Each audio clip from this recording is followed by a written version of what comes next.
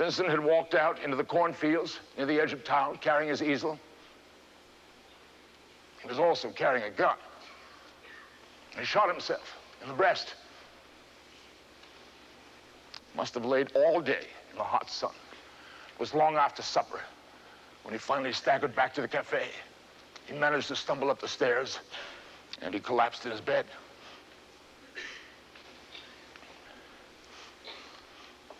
I sat by his bedside. I held his hands in mine. He looked up at me with those sad, innocent eyes. He had that same look as once when we were children he'd broken one of my toys, and he was so very, very sorry for it.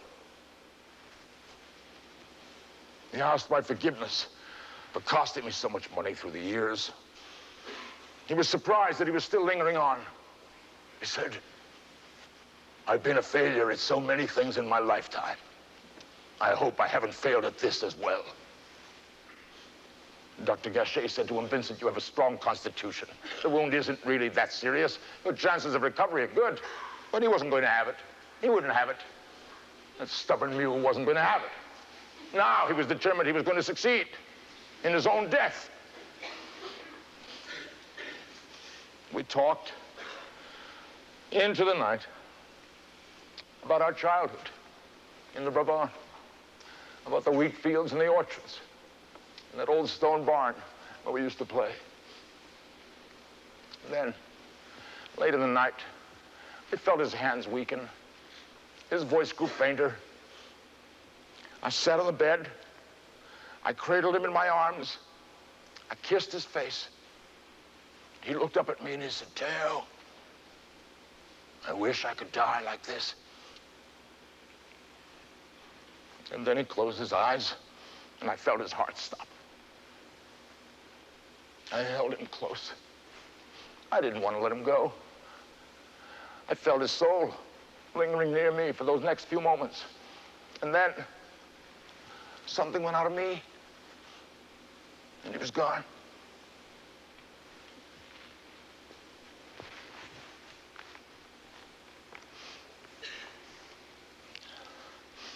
And the minister at Auvers said that because Vincent had taken his own life, the church couldn't condone such practice by allowing the service to be conducted there. So, Rebout closed the cafe. We laid Vincent out on the billiard table and covered him with a sheet until a carpenter could be found to make a box for him. And all his friends came. They all came for the last time to see him. Even Toulouse-Lautrec, who himself had just been released from the asylum at Neuilly-sur-Seine. And they all brought dahlias and sunflowers because yellow was his favorite color. We hung his most recent canvases about the walls. Rebout lit some candles, and Dr. Gachet arranged Vincent's easel and his paint box and his little stool at the foot of the table. And the minister wouldn't come to the cafe. So Dr. Gachet gave the service. His voice was so broken, I could barely understand him. But he's a brave man, and he did love Vincent. He loved him so. And I couldn't speak. I couldn't speak at all. We were even denied the use of the church's hearse. So Adeline Rebout rode horseback across the bridge to Mairie. She borrowed a hearse from the abbé there. And at 3 o'clock in the afternoon, we took him to the cemetery. It's a pretty place where an old stone wall borders the cornfield. His work was finished. It was time for him to leave. Now he's off somewhere, quietly waiting for the rest of us. And with his passing, for me, something sweet has gone out of the air, and the wine has turned to vinegar. Vincent used to say, we take a train to reach a city. We take death to reach a star. There are no words to express the sense of loss, the grief that I feel. It's a grief without comfort, a grief that I should carry with me for as long as I live. But I'm not alone in my agony. Some of his true friends share a measure of my sorrow.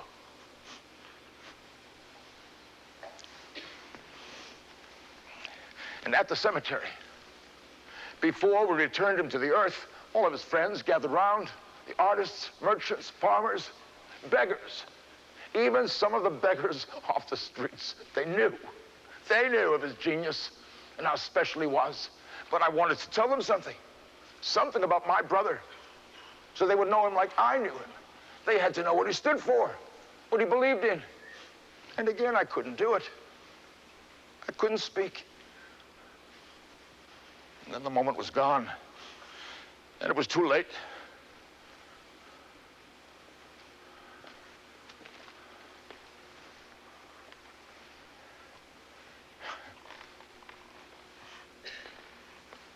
Later, after everyone had drifted away, when I was alone again, I was reminded of the words of Ernest Renan, Vincent's favorite quotation.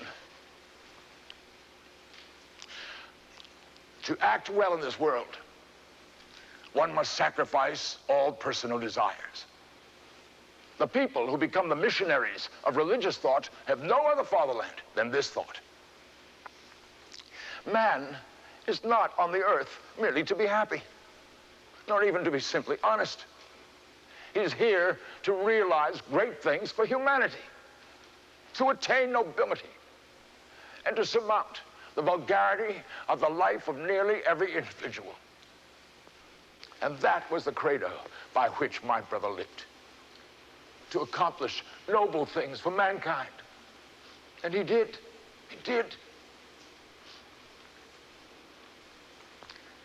Now, I thank you. At last, I've managed to say the words. And I thank you. I thank you. Now perhaps I can find some peace. My only hope is that Vincent has found the rest that he was so longing for. Life was such a burden to him. And now, as often happens, people will be so full of praise for his talents. Oh, my friends, he was so my own brother.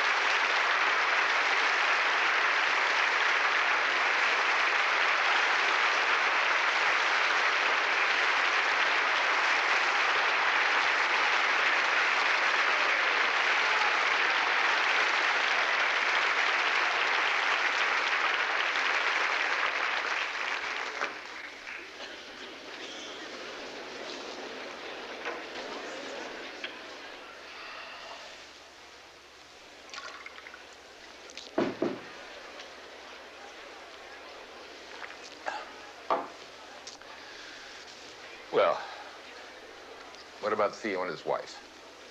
Did they live happily ever after? Unfortunately, the answer is no. Within 6 months after Vincent died, Theo suffered an emotional breakdown, and he died in Holland. His wife, Johanna, arranged some time later to have his body moved to Auvers-sur-Oise, a suburb of Paris, so the brothers could rest side by side, as they do today.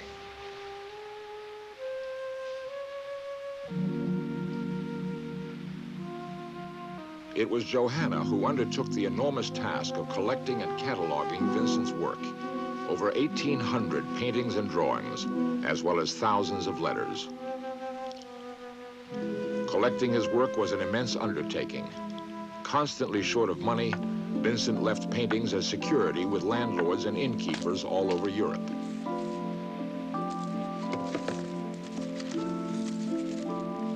In one case, some paintings were found by an innkeeper's son.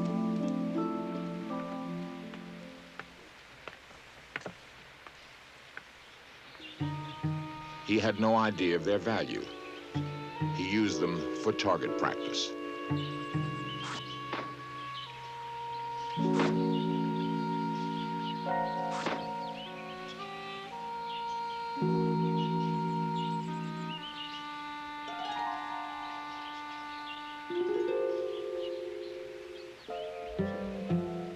When a Van Gogh painting was sold for $5.2 million, the event was reported by the press throughout the world. Not surprisingly, Vincent's death in 1890 caused hardly a ripple, except amongst a small circle of family and associates. The local newspaper in Auvers-sur-Oise simply reported that a painter named Van Gogh had shot himself and had died in his rented room at the Café Revue. Today, the cafe has been renamed in Vincent's honor, and his room upstairs is visited by a steady stream of tourists. Directly across the street is the City Hall, which Vincent painted during his last 70 days. In the south of France, in Arles, though no one is proud of the fact that Vincent was treated shabbily, the cell which held him after his ear slashing still exists.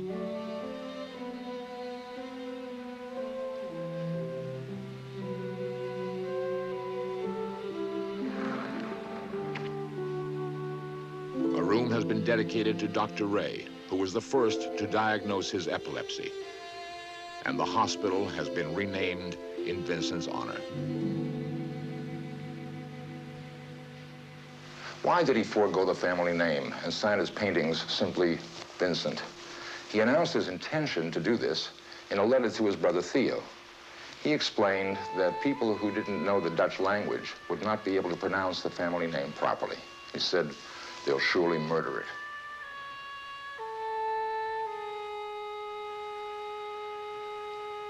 The fact is, in the English-speaking countries, he's referred to as Van Gogh. In France, they call him Van Gogh. And of course, the proper Dutch pronunciation is Van Gogh. But was that really the reason? I wonder. I suspect that it was Vincent's way of denying his father, with whom he had such a bitter and unfortunate relationship. It was a way of saying to his father, "You have nothing to do with my work."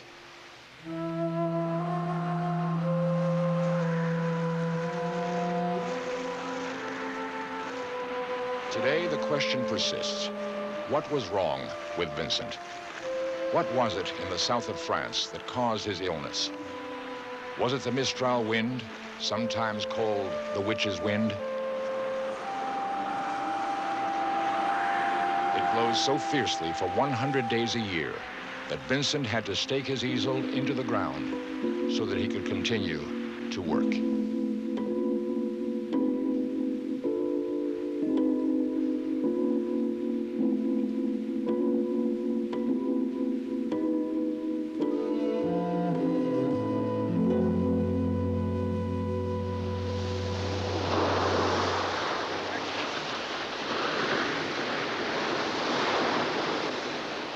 The sun, the wind, the colors of nature, all combined to drive Vincent's work to a feverish pitch.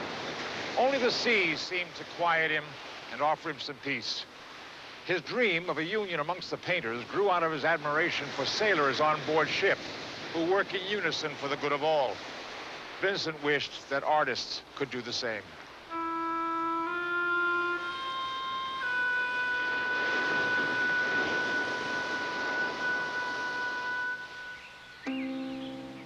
his confinement at the mental institution in Saint-Remy serves to heighten the controversy. Here, for a second time, he was diagnosed as epileptic. But the legend persists that he was simply a madman living with his own kind, locked up for his own good and the protection of society.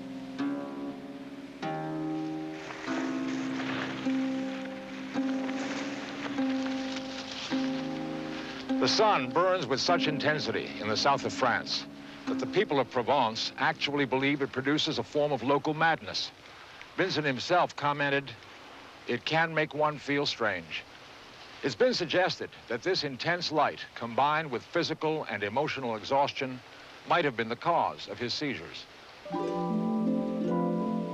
Some experts believe that Dr. Gachet treated Vincent's epilepsy with large doses of digitalis, made from foxglove flowers. Digitalis intoxication intensifies the color yellow. Is this why Vincent used yellow so much in the last years of his life? Is this how he actually saw the world? Others believe that Van Gogh suffered from glaucoma, which might explain the swirls and color bursts in Starry Night and The Night Cafe.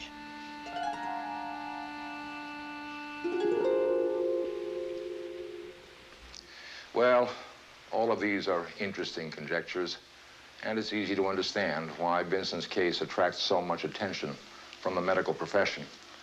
Personally, I think the scientific approach misses the point. Simply stated, Vincent Van Gogh was an artist. He was a craftsman. He was a gifted, tortured man who refused to allow anything to stop him from performing his craft. What he did was accomplished with talent and a lot of hard work. It was no accident. He painted yellows. He also painted reds, blues, greens, vivid colors. He didn't paint what he was forced to see. He painted what he chose to see. He was an artist.